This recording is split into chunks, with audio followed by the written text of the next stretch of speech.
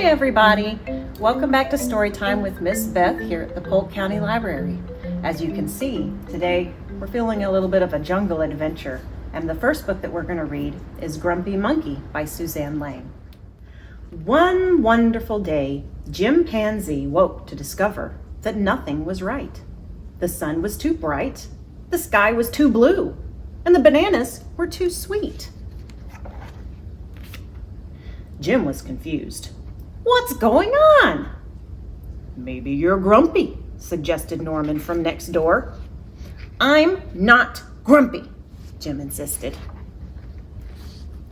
On his walk, he met Marabou. Jim's grumpy, Norman told Marabou. Why are you grumpy, Jim? Asked Marabou. It's such a wonderful day. Grumpy? Me? I'm not grumpy, said Jim. But look at how you're standing, Marabou said. It's true, said Norman. You're all hunched. So Jim loosened up. Then he ran into Lemur. Jim's grumpy, Norman told Lemur. Why are you grumpy, Jim? Asked Lemur. It's such a wonderful day. Grumpy? Me? I'm not grumpy, said Jim. Your eyebrows look grumpy, said Lemur. It's true, said Norman. They're all bunched up. So Jim raised his eyebrows. Then he tripped over Snake. Oh no, said Norman. That's the last thing you need when you're feeling so grumpy. Grumpy? Me? I'm not grumpy, said Jim. Then why that frown? Said Snake. I think it's because he tripped over you, Norman whispered to Snake. So Jim put on a smile. Finally, Jim looked happy, but he didn't feel happy inside. Everyone wanted Jim to enjoy this wonderful day. You should sing with us, said the birds. Jim didn't feel like singing. You should swing with us, said the monkeys. Jim didn't feel like swinging. You should roll with us, said the zebras. Jim didn't feel like rolling. You should stroll with us, said the peacocks. Jim didn't feel like strolling. You should lie in the grass. You should stomp your feet. You should take a bath and make a splash. You should hug someone. You should laugh. You should take a nap. You should eat old meat or some honey. You should jump up and down. You should sit in the sun. You should dance. But Jim didn't feel like doing any of that. Why are you grumpy, Jim? Asked the others. It's such a wonderful day. I'm not grumpy, shouted Jim as he beat his chest. He kind of looks grumpy to me. And he stormed off. Jim felt sorry. A little sorry for shouting at everyone, but mostly sorry for himself. I guess I am grumpy, Jim sighed. And just as he was starting to feel really sad, he came upon Norman. Norman was slumped, his eyebrows were bunched, and he was frowning. What's the matter? Are you grumpy? Asked Jim. No, I danced with Porcupine, said Norman. Are you okay? Asked Jim. It hurts, but I'll probably feel better soon enough, said Norman. Are you still grumpy? Yes, said Jim, but I'll probably feel better soon enough too. For now, I need to be grumpy. It's a wonderful day to be grumpy, said Norman. Jim agreed. And he already felt a little bit better. The end. So definitely it is okay to feel grumpy sometimes. And Jim was very much feeling grumpy. But we have a song that I am going to sing with 5 little monkeys. Can you show me 5 little monkeys with your hand? Yes? All right. 5 little monkeys swinging in a tree, teasing Mr. Alligator can't catch me. Along comes Mr. Alligator, quiet as can be, and snatched a monkey right out of the tree. Uh-oh, how many monkeys are left? 4? Let's keep going.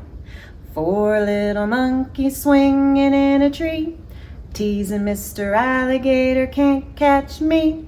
Along comes Mr. Alligator, quiet as can be, and snatched a monkey right out of the tree. Now we have 3. 3 little monkeys swinging in a tree, teasing Mr. Alligator can't catch me. Along comes Mr. Alligator, quiet as can be, and snatched a monkey right out of the tree. Uh-oh, how many are left now? 2. Let's keep going. 2 little monkeys swinging in a tree, teasing Mr. Alligator can't catch me. Along comes Mr. Alligator, quiet as can be, and snatched a monkey right out of the tree. All right, there's 1 left. 1 little monkey swinging in a tree, teasing Mr. Alligator can't catch me.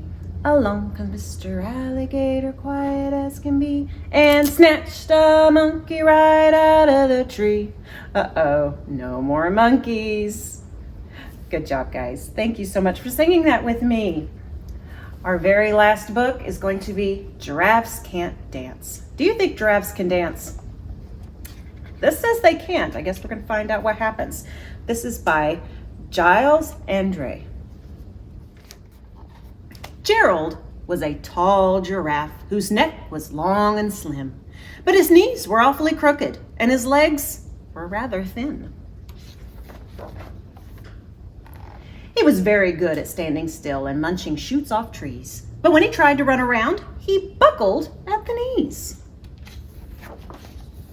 Now every year in Africa they hold the jungle dance, where every single animal turns up to skip and prance. And this year, when the day arrived, poor Gerald felt so sad because when it came to dancing, he was really very bad. The warthogs started waltzing, the rhinos rock and rolled, the lions danced a tango that was elegant and bold.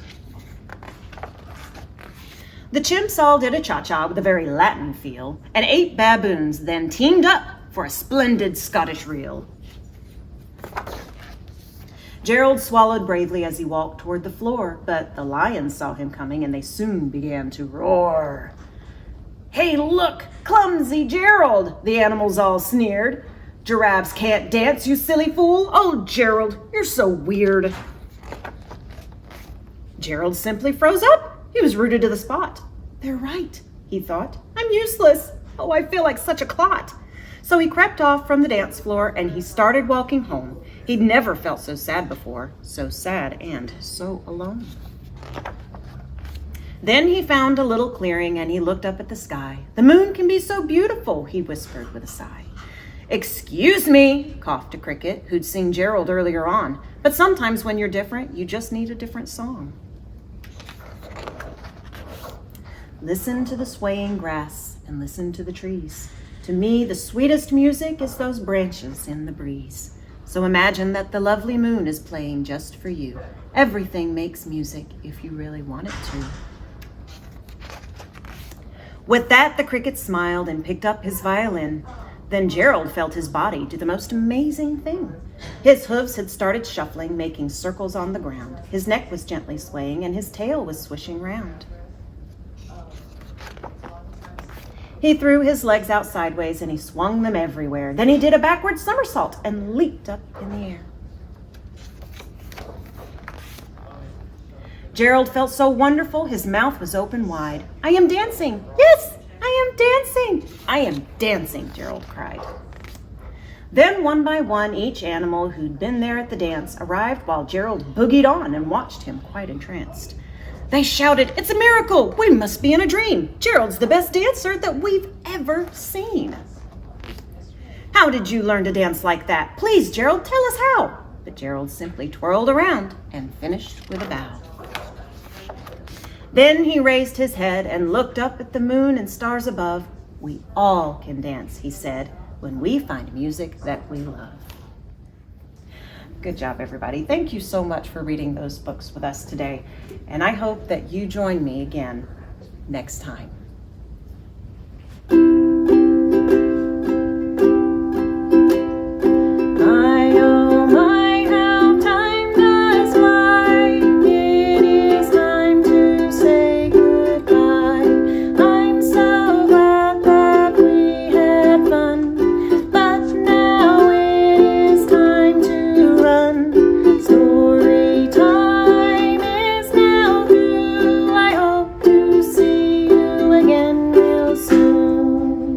Bye, friends.